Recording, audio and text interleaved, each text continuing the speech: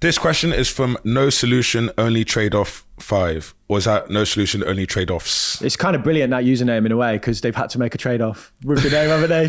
They couldn't put trade-offs, so they've used a 5 at the end. That's either genius or just like... That is quality. I like that. Yeah. What do you do to stop yourself overly worrying about your financial future?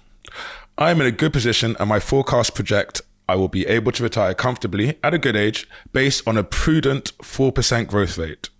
But I still find myself constantly rerunning the numbers, etc. I don't have a prudent 4% growth rate. I just believe in crypto. So you're in a much better position than me, man. My financial future is based on how Bitcoin moved. Blind faith and like market knowledge and hopium. Yeah. And when Lambo. Yeah. I don't know if I've got an answer to this because I do the same. I constantly, rerun my numbers like every day. Like I'm just like there tinkering. Yeah. I'm obsessed. One of the things I do to get myself to sleep is log onto my spreadsheet on my phone and just crunch some numbers. That just kind of brings me down.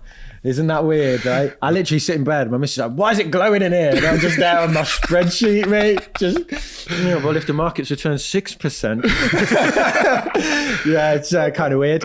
What I'll say is that, I know some people that have got a lot of money and they still worry about money. They worry about losing it. I don't know if there is a point. I think some people are just more inclined that way.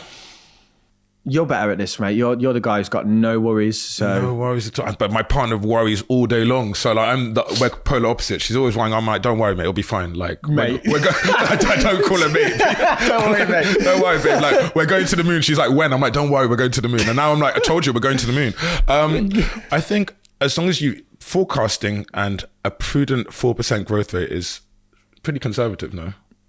It depends what you're invested in. I mean, it's inflation adjusted, I would assume. But I mean, that's why the pension industry kind of benchmarks. So if you're basing it on 4%, I think, and it's working, I think that's great.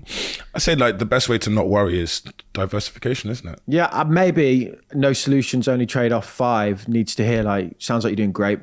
Yeah. You're doing good there. And try and remind yourself of that. Keep up the good work. Yeah. Hey, you could always do that comparison, compare yourself to someone who's in a lot worse position. Like most people, I think most people probably haven't actually worked it down to a number, projections, how much they're going to make when they retire. I don't know. Yeah.